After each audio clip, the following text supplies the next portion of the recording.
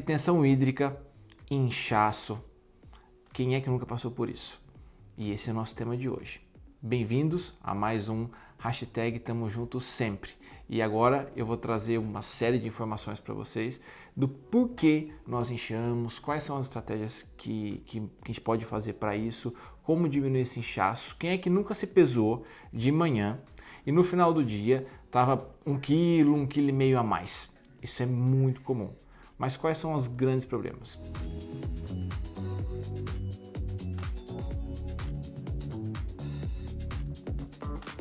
Primeiro de tudo, antes de a gente falar do que fazer para o inchaço, é importante a gente saber por que esse inchaço acontece. A gente tem que diminuir os gatilhos. Então, por que acontece o inchaço? Primeira coisa que eu chamo a atenção para vocês é o desequilíbrio de sódio. E não só o desequilíbrio de sódio da dieta, o quanto que eu como, o quanto que eu não como, é o desequilíbrio de sódio, da bomba de sódio e potássio, do fluxo celular. Isso depende muito do que eu como. Toda vez que eu falo sódio, muita gente pensa só no sal de adição. Tanto temperos líquidos quanto em pós, sopas instantâneas. Cuidado, quando vocês comprarem algum produto industrializado, não só olhem na quantidade de sódio que está descrita lá no rótulo, naquela tabela numérica, mas também dê uma olhada nos ingredientes se tem alguma coisa escrito sódio. Tudo isso pode atrapalhar muito quando em excesso, tá bom? Sal não é problema, a gente só tem que saber escolher o sal certo.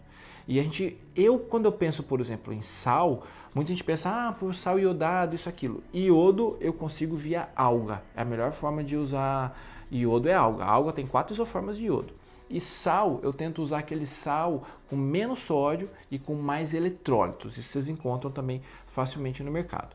Então a primeira coisa que eu chamo a atenção é quantidade e tipo de sódio que a gente está ingerindo. Outra coisa muito comum é um polimorfismo chamado polimorfismo da metiltetridofolato redutase, MTHFR. Quero ver a produção agora editar isso. Metiltetridofolato redutase, falar bem rápido. E esse polimorfismo é muito comum.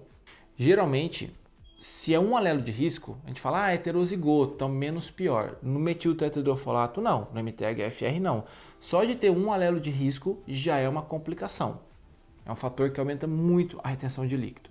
Hoje, grande parte das pessoas que tem muita retenção de líquido, aquela descontrolada, tem polimorfismo do MTHFR.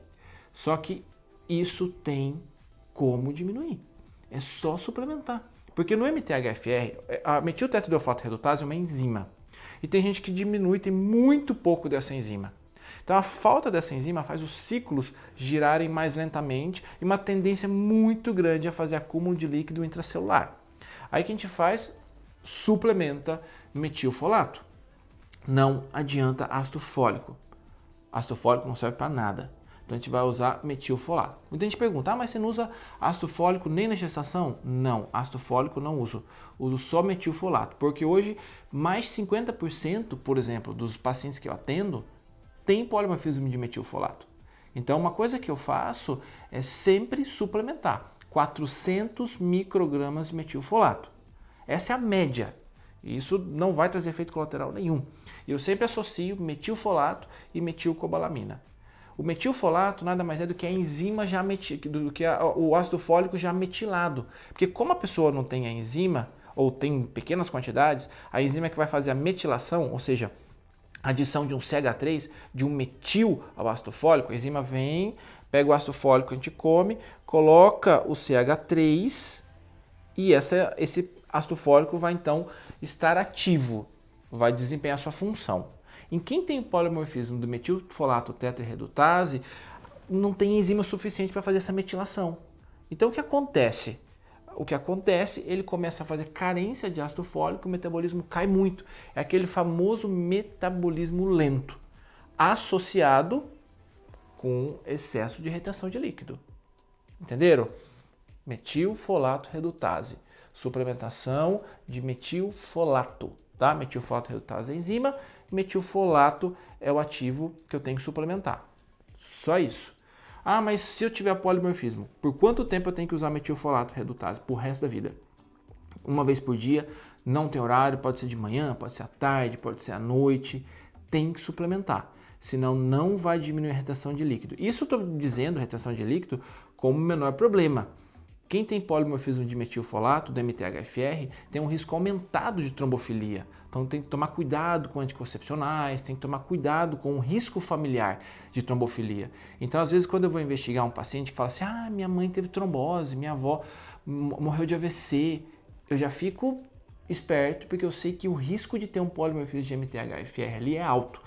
Eu já entro com a suplementação mesmo sem ter teste genético, porque isso a gente verifica via teste genético. Mas se eu não tiver, posso tomar o metilfolato mesmo assim? Qual o problema? Metilfolato, 400 microgramas, não vai causar efeito colateral em ninguém dessa vida. Então é algo que eu sempre incluo, independente se conheço ou não esse polimorfismo. Então, segundo, será que eu tenho polimorfismo de metilfolato? Se não tenho, além de controlar o sódio, que é o primeiro caso que eu falei, agora, com polimorfismo de metilfolato, o que eu faço é suplementar metilfolato com metilcobalamina. Existe uma outra situação, já pensando em polimorfismos, além da MTHFR, um segundo polimorfismo, que é o polimorfismo do FABAP. Esse polimorfismo, quero ver se vocês também editarem, produção, FABAP. Esse polimorfismo do FABAP é um polimorfismo que faz com que as pessoas que tenham essa alteração genética, polimorfismo é uma alteração genética, é uma alteração na sequência de bases que vai produzir uma proteína com uma função um pouco diferente. Ou uma função prejudicada, uma estrutura quaternária que não fecha direito, alguma coisa vai acontecer nas nossas proteínas. Então o que acontece? Quem tem polimorfismo do FABAP tem uma membrana celular dura, rígida. É aquele indivíduo que tem uma dificuldade de jogar até gordura para dentro da célula, que começa a comer um pouquinho de gordura e já fica dislipidêmico. Mexe no colesterol, mexe num monte de coisa. E que quem tem polimorfismo do FABAP, por ter a membrana celular muito rígida, tem muita tendência a ter retenção de líquido. Aí eu pego um teste genético e o indivíduo tem polimorfismo de FABAP e polimorfismo de MTHFR. E aí? Aí que tem muita retenção de líquido envolvida. Mas a boa notícia é a gente pode suplementar DHA. Porque o que acontece? A membrana celular fica muito rígida, falta fosfolipídio e falta algumas moléculas que ficam incrustadas, que são lipídicas, gordurosas. A gente pode suplementar DHA. Posso suplementar DHA puro ou o ômega 3 ultra concentrado. Então, eu prefiro usar o ômega 3 ultra concentrado. Vocês podem usar aquele que tem mais DHA. Façam uma conta, mais ou menos, para ter 1 grama, mais ou menos, de DHA por dia. Então, se no ômega 3 que vocês comprarem tiver 300, 400 miligramas de DHA, a gente tem que usar 3 cápsulas por dia, tá? Pode ser café da manhã, almoço e jantar, uma e uma, ou pode ser almoço e jantar, 2 no almoço, 1 no jantar, sem problema nenhum. Fato é, se existe polimorfismo do FABAP, não pare de suplementar DHA. Se eu não sei, se eu não tenho teste genético para ver esse polimorfismo, posso suplementar DHA e ômega 3 mesmo sem conhecer? Da mesma forma que o metilfolato. Ninguém vai ter efeito colateral porque está suplementando ômega 3 ou DHA. Tá na dúvida? Suplementa, ok? Só fiquem atentos com a qualidade das coisas que vocês vão comprar. Se for o metilfolato, tem que ser metilfolato mesmo. Se for ômega 3, tem que ser um ômega 3 com uma maior concentração de DHA, uma maior concentração possível e extra puro, aqueles que tem laudo, que no rótulo fala que é livre de alguns metais que podem estar ali, que podem ser arrastados durante a extração do óleo, tá bom? Outra coisa que eu chamo a atenção para vocês é a suplementação de minerais-chave. E qual é o mineral mais chave da retenção hídrica? Todo mundo vai falar assim, é o sódio. Não, é o magnésio. E aí eu pergunto, será que a quantidade de magnésio que nós estamos ingerindo é suficiente? Aonde é que tem magnésio? Vegetais verde escuro, semente de abóbora, semente de girassol.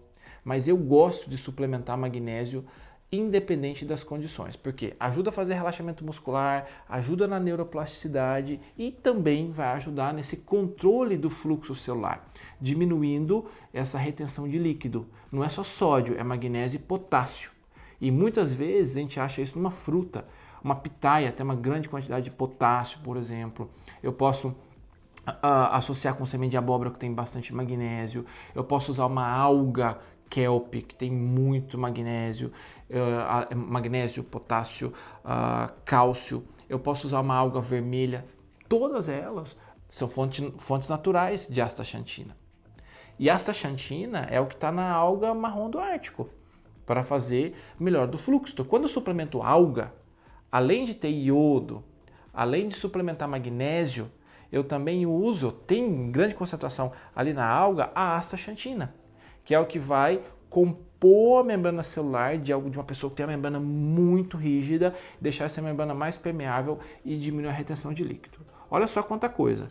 Podemos associar com chás que têm efeitos mais diuréticos, mas esses funcionam principalmente para aquelas pessoas que têm muito acúmulo de líquido extracelular. Intracelular também, mas principalmente para aquelas que têm acúmulo de líquido extracelular. Como que vocês vão perceber se vocês têm realmente inchaço? Vejam como que vocês acordam e como vocês estão no final do dia. Se vocês têm tendência, é diferente. Tem gente que já acorda inchado. Geralmente quem já acorda inchado, com mais rigidez, quando a gente aperta, faz uma superfície ovalada, que demora para voltar, fica mais esbranquiçado. Então isso aqui é uma tendência de uma pessoa que pode ter polimorfismo, quem já acorda com retenção. Aquelas pessoas que vão inchando ao longo do dia, pode ser pela alimentação, pode ser pela falta de atividade física, porque a atividade física estimula muito o fluxo celular. Qualquer atividade física vai estimular esse fluxo celular e diminuir a retenção de líquido. Então não adianta fazer nada disso se não fizer atividade física. A gente tem que fazer um combo bem interessante aí. Os chás que eu mais gosto, por exemplo, para retenção de líquido, são chá de gengibre, chá de cavalinha, chá de carqueja, chá tulsi e chá verde. Nem preciso dizer que gestante não pode tomar esses chás, né? Então a gente está dizendo de chás que podem atrapalhar muito, que podem até provocar aborto. Então o que a gente faz é colocar 2, 3 vezes esses chás ao longo do dia para diminuir a retenção de líquido. Outra coisa que eu gosto muito, que é um produto que a gente faz via farmácia magistral, é o Opuntia ficus indica. O que é isso?